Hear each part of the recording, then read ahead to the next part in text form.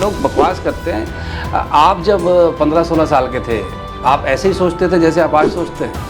नहीं, बिल्कुल नहीं। जैसे आप जब आप 20-25 साल के थे तो आपके दुनिया के बारे में वही विचार थे जो आज हैं? नहीं, बिल्कुल अलग है। तो वैसे ही जो आज एक पर्टिकुलर उम्र में है उसके डिफरेंट विचार हैं, आप उसको लेबल कर रहे हैं। अभी कुछ साल के बाद जिसको आप अल्फा बीटा बुला रहे हो उसकी लेबलिंग चेंज हो जाएगी। लेकिन देखिए,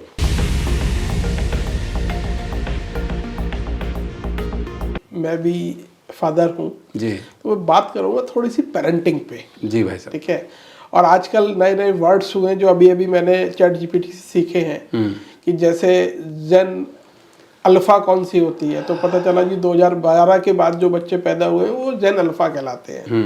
उससे पहले 96 से लेके 2012 तक जो पैदा हुए थे वो जेन जी कहलाते हैं। हाँ जी।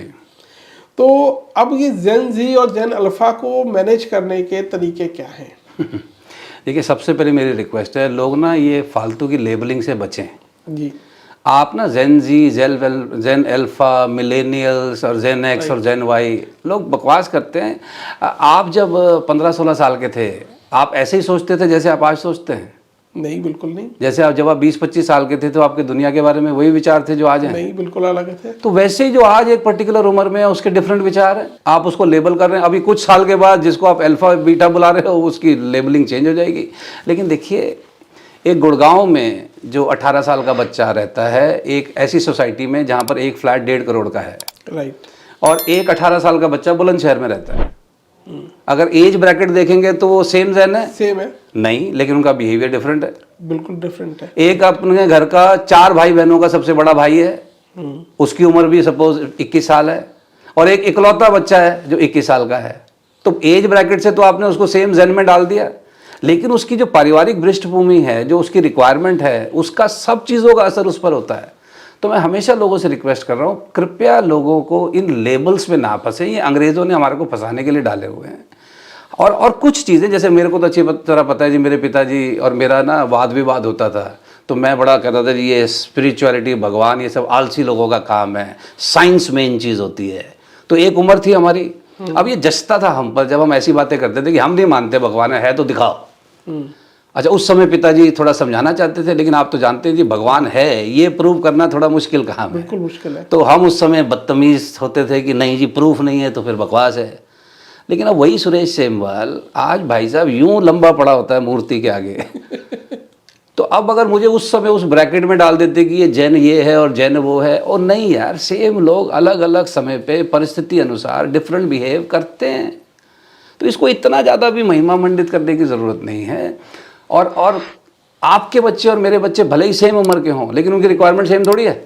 बिल्कुल नहीं है, अलग अलग। हाँ, लेकिन हम सोच रहे हैं जी जैन जी को कैसे डील करें, और सबको वैसे ही डील करोगे आप। अरे बच्चे कोई मास प्रोडक्शन आइटम थोड़ी है जो एक एक लाइन से प्रोड्यूस हुए हैं कि सारे एक जैसे होंगे। So we need to deal with people individually. Right, हर इंडिविजुअल डिफरेंट है, तो आप कृपया उस पर ध्यान दें, बजाय ये लेबल के हिसाब से उनके साथ डील करें। मेरे ख्याल से ना ये डिसरिस्पेक्टफुल है। डिसरिस्पेक्टफुल है टुवर्ड्स किड्स। ऑफ कोर्स, फिर अनदर ह्यूमन बीइंग। जैसे आप अब हमको जेन एक्स में डालोगे ना। हाँ, मैं भी जेन एक्स हूँ। हाँ, तो वही मैं कह रहा हूँ। तो अब जेन एक्स मतलब क्या, जो हमारे से 1980 से पहले का है वो सब कामयाब है? नहीं, वो सब अच्छे ही जीवन जी रहे हैं? नहीं, उन सब ने मतलब ठीक ही काम किए हैं? ऐसा कुछ नहीं है। एक से एक महापापी जेन एक्स में हो रखे हैं, एक से एक उपड़ंग उत्पात जेन एक्स वालों ने कर रखे हैं। क्यों नहीं कर रखे हैं? बिल्कुल कर रखे हैं। हाँ, तो ये labelling I think is not. पहले इसका मतलब चीजें तो सब वही थी, पर सोशल मीडिया ने लेबलिंग कर दी है अपनी बारे में आप और मैं अपने बच्चों को जी। जो आपने ढंग का काम किया होगा वही बताते होगे ना। वही बताते हैं। इसका मतलब ये थोड़ी कि हमने उत्पाद नहीं किए हुए। अब वो जब उत्पाद करते हैं तो हम उनको बड़ा पापी जैसा फील कराते हैं। ये बात सच है। हाँ, मतलब माँ बाप ना ऐसे प्रिटेंड करते हैं बच्चे के आगे जैसे मतलब ये ब्रह्मा जी ने डायरेक्ट अपने हाथों से बनाए हुए लोग हैं, इन्होंने कोई गलती नहीं की, इन्होंने कोई नुकसान नहीं किए हैं, और जिसका नतीजा ये होता है कि वो बच्चों में गिल्ट भावना हम लोग डाल रहे हैं ना। नहीं, ऐसा कुछ नहीं। ये सच है। मैं बिल्कुल आपके से बात करते हुए मेरे दिमाग में कुछ आया। एक दिन मेरे बेटे ने कुछ ज़्यादा शोर शराबा घर में मचाया, उसके बाद मेरी पत्नी गुस्सा हो गई, उन दोनों में आपस में लड़ाई हुई। मैंने कहा रहने तो ऐसी। तो मेरी पत्नी ने मुझे बोला आपने जो ये ढील दे रखी है इसकी वजह से मेरा बेटा बिगड़ा है। मैं कहा अच्छा। मैं चुपचाप बाहर चला आया, तो मेरे एक परम मित्र हैं उनके साथ बैठा। मैं कहा यार ऐसा ऐसा घर में हो गया। तो बोला ठीक है। तो बोला आपको टेंशन है? मैं कहा नहीं। तो बोला आपको टेंशन क्यों नहीं हुई? तो मैंने ये बोला कि मैं ये तो कुछ भी नहीं है जो आजकल जैसे उत्पात जो मर मैंने रहा किए थे हाँ, ये उसके कंपैरिजन में कुछ भी नहीं। कुछ भी नहीं है। तो ये सच है। तो जी। ये मतलब ये मुझे पॉइंट बहुत अच्छा लगा कि बच्चों को भी हमें रिस्पेक्ट करनी पड़ेगी, उनके व्यूज, उनके थॉट्स को लेके। Of course.